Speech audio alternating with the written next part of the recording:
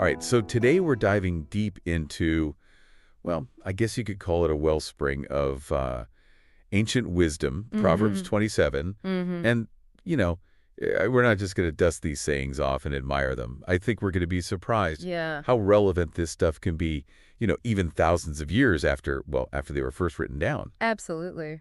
So what is it about these Proverbs? Why do they still resonate with us today? Well, I think what's fascinating about Proverbs is they kind of capture these timeless, these universal truths about human nature, what it means to be human and the world around us. So yeah, technology and culture have obviously changed drastically over the millennia. Of course, yeah. But, the underlying challenges and opportunities we face, I think, are often quite similar to those of our ancestors. Yeah, I think that's right. So, let's jump right in, all right? Proverbs 27.1 says, don't brag about tomorrow since you don't know what the day will bring. That feels pretty relevant in our world of, super detailed calendars and 5-year plans. What do you make of that? Well, yeah, I mean, it's definitely a much needed reality check, isn't it? I Yeah. mean, for all of our, planning and trying to control the future, Right. there's always this element of uncertainty, right? I mean, you can even connect this back to the ancient Stoic philosophers Mhm.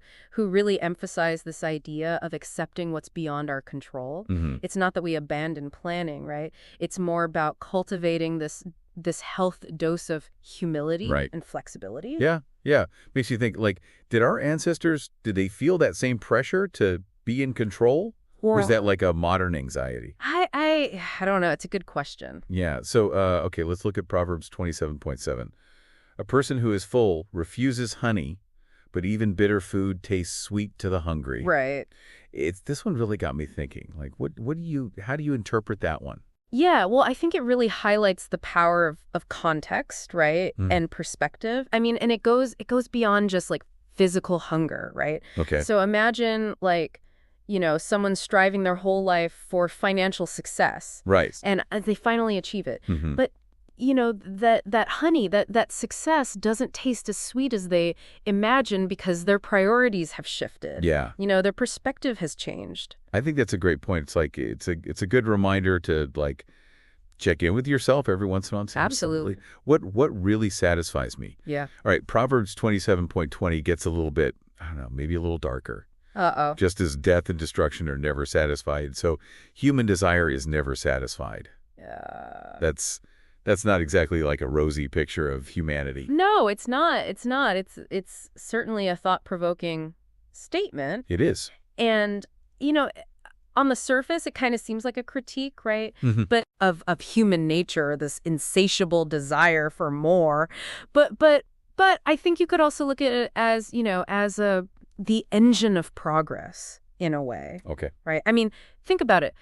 Our desire for better lives, Yeah. our desire for new discoveries, Mhm. this has led to incredible advancements throughout history. I mean, that's true. Yeah. So it's kind of a double-edged sword. I think that's a great way to put it. Let's shift gears a little bit. Okay. And let's talk about relationships.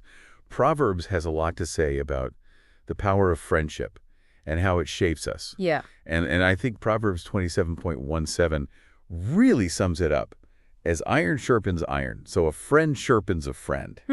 That's a good one. What do you get from that? I mean, this speaks to the importance of, having people in our lives who challenge us, right? Mhm. Who are willing to, to give us honest feedback and Yeah. help us refine our thinking. It's, sometimes it's not about feel-good affirmation. Right. Sometimes the most valuable friends are the ones who are willing to, to point out our blind spots. Yeah. And this is where those seemingly contradictory proverbs about rebuke come in. Oh, yeah. Right? Like an open rebuke is better than hidden love. But then it also says, wounds from a sincere friend are better than many kisses from an enemy. Right. That's a tough one, I think. Yeah. Well, I mean, think of it like this, right?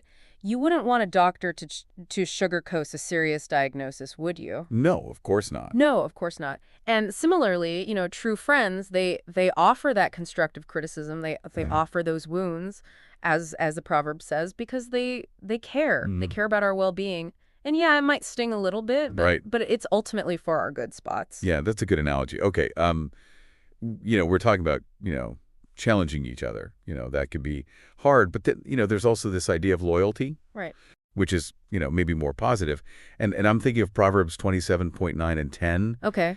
They talk about, the sweetness of heartfelt counsel from a friend and never abandoning a friend. These feel especially powerful now, right? Yeah. When, it's so easy to get caught up in like superficial connections, right? It is. Absolutely. So what do you think about that? I mean, yeah, I think those proverbs remind us that genuine relationships, those that are built on trust and mutual support, those are invaluable. Mm-hmm. And especially during challenging times. It's like they're a reminder to nurture those bonds Mm-hmm. and to be present, for the people who matter most. Yeah, for sure. And, speaking of challenges, Proverbs 27.15 uses this really vivid image. Says, a quarrelsome wife is as annoying as constant dripping on a rainy day. Ah, yeah. I mean, it's kind of funny. It is, yeah. But it makes you think about, like, conflict resolution and just how important communication is Mm-hmm. in any relationship, not just marriage. Absolutely. Absolutely. I mean, yeah, it's a lighthearted way of saying, that unresolved conflict, it can really drain the joy from Yeah. a relationship. And you're right, while the proverb mentions a wife, I think it applies, to any close relationship, right? Yeah. Partner, family member, colleague. For sure. Okay, we're in the home stretch here. All right. Let's look at some proverbs that offer some really practical advice, I think, for today. Okay. Proverbs 27.2 says, a prudent person foresees danger and takes precautions. The simpleton goes blindly on and suffers the consequences. I mean, that sounds like a good motto Yeah. for pretty much anything. I think so. It's like, how would you apply that today? Well, I think, you can apply it to your finances, to your health, even your online security. Right. It's about being informed, assessing the risks, Mm-hmm. and then making decisions that minimize those potential, negative consequences. Yeah, I think that's a good point. It's not about living in fear, right? Right. But it's about being proactive and making wise choices. Yeah, yeah. All right, what about this one? Fire tests the purity of silver and gold, but a person is tested by being praised. Mm. Proverbs 27.21. In our world of social media, the constant pursuit of likes and validation, this one feels like incredibly relevant. Doesn't it, though? Right. Yeah, it's suggesting that how we handle praise, it can reveal a lot about our character. Yeah. Do you let it inflate your ego, or Yeah. do you stay grounded? It's about, staying true to our values and not letting, external validation dictate our sense of worth. Yeah, that's really powerful. And then finally, there's this interesting advice in Proverbs 27.23 and 24. It says, know the state of your flocks and put your heart into caring for your herds, for riches don't last forever, and the crown might not be passed to the next generation. Right. It kind of sounds like early financial advice almost, right? Yeah, absolutely. Absolutely. What do you make of that? Yeah. Well, I think it's a timeless message, isn't it? About managing our resources wisely, Mm-hmm. diversifying our investments and not relying solely on, on material wealth. Yeah. Wow. Okay. That was quite a journey. It was. Through Proverbs 27, there's so much wisdom packed into those sayings. Yeah. And so much of it, I mean, really resonates with us even today, right? It does. It makes you think, are the challenges of life, are they really timeless? I think so. Yeah. And maybe that's the beauty of Proverbs, right? Mhm. They offer us this connection to the past, this sense that we're not alone Right. in our struggles and our triumphs. Yeah. And they provide this guidance, this perspective Mhm. that can help us navigate, the complexities of life, Yeah. no matter what era we live in. That's beautifully said. And for all of you listening out there, I really encourage you, spend some time with Proverbs 27. Yeah. See which sayings really jump out at you and think about how you might apply that wisdom Yeah. to your own life. It's a great challenge. Yeah, it is. Yeah. All right, well, thanks for joining us for this deep dive into Proverbs 27. We'll see you next time. See you later.